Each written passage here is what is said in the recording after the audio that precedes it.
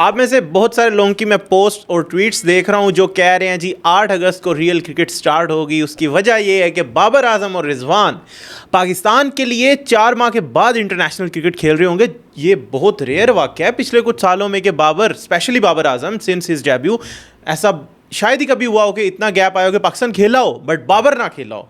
But अभी ऐसा हुआ है और वनडे मैचेस आए हैं तो दोनों की वापसी हुई है, जिसका मतलब आपको पता है कि T20 में दोनों नहीं है। लेकिन ये जो रियल क्रिकेट है ना, इसके लिए असल चीज़ क्या है कि प्लेइंग 11 इस वनडे टीम की बनाना बहुत इंटरेस्टिंग, मज़े का काम लग रहा है मुझे, क्योंकि अभी आपको पता है इस वनडे टीम में ना बड़ी चेंजेस हुई हैं, क्योंकि माइक हैसन के आने के बाद पहली पाकिस्तान की वनडे सीरीज़ है और पाकिस्तान पहला वनडे मैच 8 अगस्त को खेलेगा। तो उसके लिए जो प्लेइंग 11 है वो इसलिए इंटरेस्टिंग है कि उस स्क्वाड में इतनी चेंजेस हो गई हैं जो हम अगर चैंपियंस ट्रॉफी वाले स्क्वाड के साथ इसको कंपैरिजन करें, न्यूजीलैंड वाला तो चलो मेनली बेंच स्ट्रेंथ ही खेल ली थी, और अभी जो है इसमें ये एक फुल स्ट्रेंथ टीम है पाकिस्तान की वनडे की। तो इसमें सऊद शकील भी नहीं है, खुशदिल शाह भी नहीं है, इमामुल हक भी नहीं है, उस्मान खान भी चलें चैंपियंस ट्रॉफी में आए थे वो भी चला गया।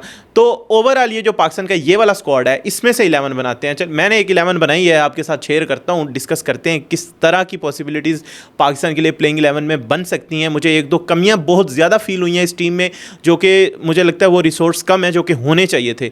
सो लेट्स स्टार्ट, ओपनर से स्टार्ट करता हूँ। सबसे पहले मुझे लगता है ये तो ऑब्वियस है कि साइम अयूब, बट दूसरी तरफ फ़खर जमान इंजर्ड है भाई।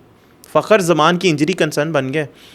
ये इंजरी बार बार हो रही है। नो डाउट कि फ़खर जमान अपने करियर के आखिर की तरफ जाना स्टार्ट हो गए हैं। इन कमिंग ईयर्स हमें नज़र आ रहा है कि आने वाले 3-4 सालों में बस इतना ही फ़खर का करियर होगा वाइट बॉल का, जब वो मेनली खेलते हैं। लेकिन अभी जो इंजरीज़ हो रही हैं, एशिया कप में हमने 2022 में भी उनकी इंजरी देखी थी, उसके बाद 2022 के वर्ल्ड कप में भी हमने उनकी इंजरी देखी, उसके बाद अभी चैम्पियंस ट्रॉफी में उनकी इंजरी देखी। सो ये एक प्रॉब्लम पाकिस्तान का। इवन 2023 के वर्ल्ड कप में भी यही बताया गया था कि स्टार्ट में वो फिट नहीं थे। बट एक दफ़ा फिर फ़खर जमान को साइड स्ट्रेन है।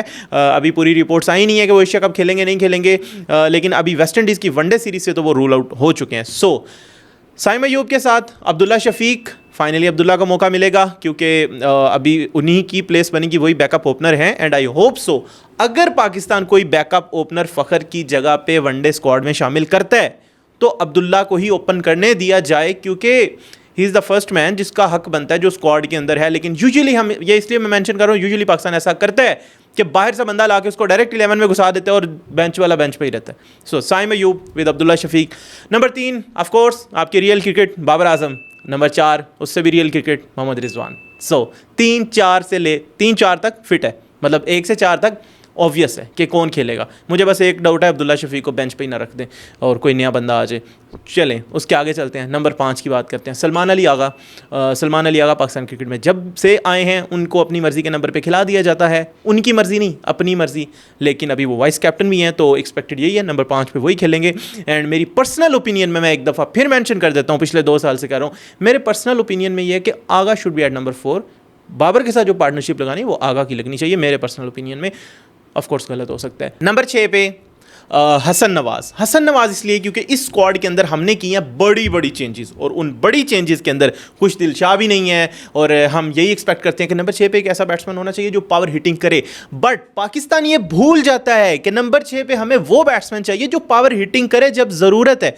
लेकिन जब ज़रूरत है 4 ओवर्स खेल भी जाए ना, जो हमारे साथ हुआ 2023 के वर्ल्ड कप में। अब आई डोंट नो ये माइंड करने वाली बात है या नहीं, लेकिन अब मुझे आई एग्जांपल तो मैं तो बताऊंगा, और वो ये है ऑस्ट्रेलिया वाला मैच हम ऑलमोस्ट जीत रहे थे, उधर जो इफ्तिखार का मोमेंटम बन गया था छक्के लगाने वाला वो बन गया था, एक जैम्पा का ओवर निकालना था, नहीं निकला। 2022 का T20 वर्ल्ड कप का फाइनल राशिद का, आदिल रशीद का जो ओवर था वो भी अगर निकल जाता तो बन गया था momentum. But anyways past is past. तो अभी नंबर 6 पे आए हैं हसन नवाज़। तो हसन नवाज़ होंगे इस स्क्वाड में, इस 11 में। नंबर 6 पे मेरे लिए मोहम्मद हारिस बेंच पे।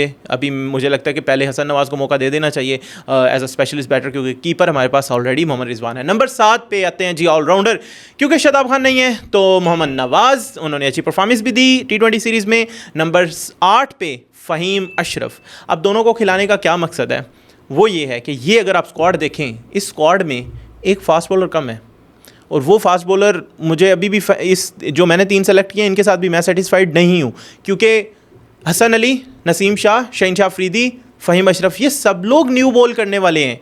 ये 4 फास्ट बॉलर हैं, इनमें से कोई भी ऐसा नहीं है जो पेस से बॉल कर सकता हो आखिर में उस तरह से जो हारिस रऊफ से हम एक्सपेक्ट करते हैं, जो वसीम जूनियर से हम एक्सपेक्ट करते हैं।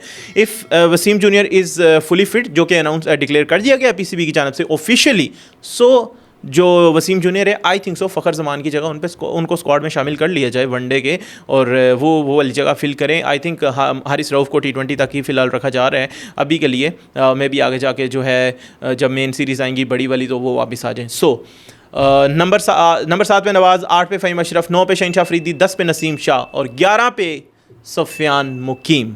सुफियान इस स्क्वाड में हैं वनडे में, और उन्होंने रिसेंटली बहुत ज़बरदस्त परफॉर्मेंस दी है, बहुत इकोनॉमिकल स्पेल किए हैं, इसलिए मैं उनको वनडे में लाजमी देखना चाहता हूँ। वो जो मिडल ओवर्स है ना, जो मिडल ओवर्स गले की हड्डी बने हुए हैं कुछ सालों से, कि वनडे के ना मिडल ऑर्डर खेल पाता है ना मिडल ओवर्स हो पाते हैं, ना बॉलर से कुछ हो रहा है मिडल ओवर्स में, ना बैटर से कुछ हो रहा है। जो वनडे वर्ल्ड कप 2023 का था उस सारे में मसला ही ये था कि भाई मिडल ओवर्स में कुछ नहीं हो रहा। अगर ऊपर से विकेट मिली है तो मिडल ओवर्स में मोमेंटम लूज़ हो रहा है, अगर ऊपर से नहीं मिली तो मिडल ओवर्स में सामने वाली टीम को और मोमेंटम दे दिया गया है। तो ये सारे मोमेंटम सेट करने के लिए एक ही सोल्यूशन है, सुफियान मुकीम को खिलाएं, नए स्पिनर्स ढूंढें, इनमें फ्यूचर स्टार्स ढूंढें। सो ये मेरी प्लेइंग 11 है, एक दफ़ा मैं रिपीट कर देता हूँ। साइम अयूब, अब्दुल्ला शफीक, बाबर आजम, 4 पे रिजवान, 5 पे सलमान अली आगा, 6 पे हसन नवाज़, 7 पे मोहम्मद नवाज़, 8 पे फ़हीम अशरफ, 9 पे शहनशाह अफरीदी, 10 पे नसीम शाह, 11 पे सुफियान मुकीम। तो ये मेरी प्लेइंग 11 है। आपको क्या लगता है, आपकी भी प्लेइंग 11 सेम है या आप इसमें कोई चेंज करना चाहते हैं? इसके साथ आने वाले 2 वनडे और भी हैं, ये मैं स्टार्टिंग 11 बता रहा हूँ मेरे ख्याल से जो होनी चाहिए। अगले 2 वनडेज़ में मेरे ख्याल से जो पाकिस्तान को चेंजेस कर लेनी चाहिए इस स्क्वाड को देखते हुए, वो बाबर और रिजवान को तो खेलना चाहिए, क्योंकि उनको इतने गैप के साथ क्रिकेट मिली है तो वो तो खेलेंगे और खेलना चाहिए भी ऑफ कोर्स। लेकिन आई थिंक सो जो हसन नवाज़ एंड सलमान अली आ गए हैं, उनमें से हसन नवाज़ को अगर फर्स्ट चांस मिल रहा है तो उनको 3 मैचेस पूरे ही दे देते हैं, ताकि अगर आप मिडल ऑर्डर नया सेट कर रहे हैं तो करने देते हैं, और उसके बाद मोहम्मद हारिस को ले आते हैं सलमान अली आगा की जगह। लेकिन इस तरह करके थोड़ा सा बैटिंग ऑर्डर शफल करना पड़ेगा कि नवाज़ के ऊपर आपको रिलाई करना पड़ेगा, उसको ऊपर भेज के कि हारिस को अगर नीचे वाले नंबर्स में भेजना है, क्योंकि हसन नवाज़ एंड हारिस अगर पाकिस्तान पहले दोनों मैचेस में से एक भी हार जाता है तो फिर बहुत मुश्किल हो जाएगी। और इसमें इंपॉर्टेंट स्टैट आपने याद रखना है, since 1991 Pakistan has never lost a ODI series against West Indies, either at home और वेस्ट इंडीज़, मतलब अवे और होम दोनों सीरीज़ पाकिस्तान कभी भी वनडे की सीरीज़ 1991 के बाद वेस्ट इंडीज़ से नहीं आ रहा, और जो लास्ट सीरीज़ हारा था वो 1991 में थी, अंडर इमरान खान पाकिस्तान ने खेला था।